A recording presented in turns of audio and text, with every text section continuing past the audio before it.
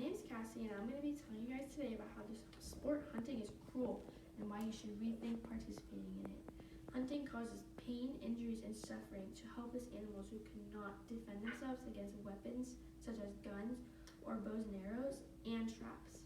Hunting destroys families, habitats, and leaves the dependent babies behind to fend for themselves and starve to death. There are many reasons why hunting is cruel and unfair to animals, and that's what I'm going to be telling you guys about today. My very first point, which I think is the most important, hunting causes pain and suffering. Despite increasing public opposition, hunting is permitted on 60% of U.S. public lands, including over 50% of wildlife refuges, many national forests and state parks on federal land alone, which is more than 500 million acres. More than 200 million animals are killed every year. Quick kills are rare, and many animals suffer prolonged, painful deaths when hunters severely injure but fail to kill them. Bow hunting exacerbates the problem, evidenced by dozens of scientific studies that have shown that bow hunting yields more than a 50% wounding and crippling rate. Some hunting groups promote shooting animals in the face or in the gut, which is a horrifically painful way to die. Several states allow a spring bear hunt during the months from which bears emerge from hibernation. These bears are not only still lethargic, which makes them easy targets for hunters, but many of the females are either pregnant or lactating. Mother bears are often shot while out and foraging, while hiding their cubs in trees or leaving them in their dens. While mother bears are killed, their nursing cubs have little to no chance of survival, as they would either starve or be killed by predators. The stress that hunting inflicts on animals, from the noise, the fear, and the constant chase, severely restricts their ability to eat adequately and store the fat and energy that they need to survive in the winter. Hunting also disrupts migration and hibernation. The campfires in recreational vehicles and trash adversely affects both wildlife and the environment. For animals like wolves who mate for life and have close-knit family units, hunting can destroy entire communities. A study of 80 radio-collared white-tailed deer found that of the 22 deer had been shot by traditional archery equipment, 11 were wounded but not recovered by hunters. 20% of foxes who had been wounded by hunters are shot again. Just 10% managed to escape, but starvation is likely a fate for them, according to one veterinarian.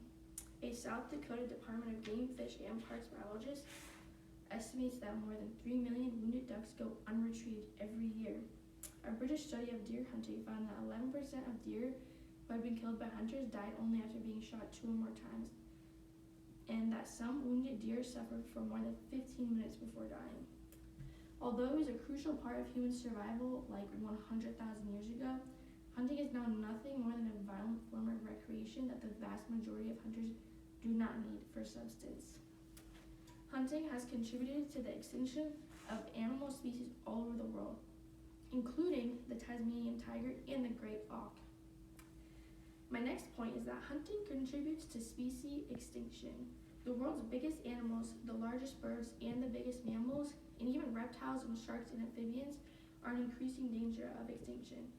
Climate change and habitat loss and pollution may all be a part of the problem, but the biggest and most direct threat is a simple one. They're being hunted to death. They're being killed for meat, for trophies such as horns and tusks, and for body parts used in Asian medicine. Hunting has a devastating effect on animal population. An impact could worsen as the development spreads in the future. According to research done in developing countries, researchers found that hunting on an average leads to an 83% reduction in mammal populations within 25 miles of hunter access points like roads and towns. Hunting has also hit bird populations hard, with the practice leading to a 58% decline in population numbers within 4.5 miles of hunter access points. My next point as to why hunting just isn't necessary is that nature takes care of itself. I know everyone's argument to why hunting is necessary is that there's an overpopulation in species such as deer, but like I said before, nature knows how to take its course, and nature had a cycle and a routine before humans were ever here, so we don't need to intrude and affect that. And clearly it's a negative effect. And besides, that doesn't excuse the fact or make it okay to have poor innocent animals suffer.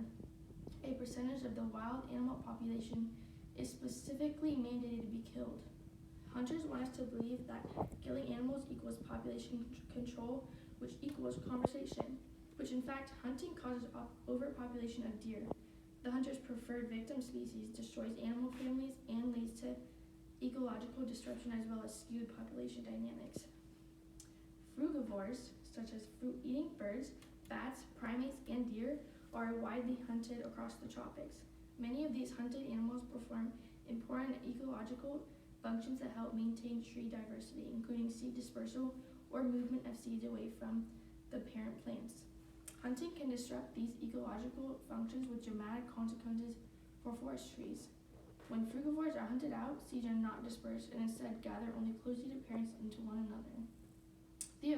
Theoretically, this decreases the survival of individual seeds and may eventually reduce the populations of tree species. There's also something called the circle of life, where everything has a beginning and an end. And like I said before, humans aren't really a part of that, so we should stay out of it. In conclusion, not only is hunting unnecessary in many ways, it also does not completely solve any sort of overpopulation issue. And there are also many ways to go about it rather than killing innocent animals. A popular overpopulation issue is deer ticks, and hunters claim that a way to decrease these ticks is to decrease the deer. But there are many chemical sprays that are way more effective by killing thousands of deer ticks rather than simply killing one deer a day. Hunting is something that people like to conversate about and do for fun, and there's really nothing fun about it or cool about to brag. So killing helpless animals is just not fun, and I think you all should really rethink your decision in participating. Thanks!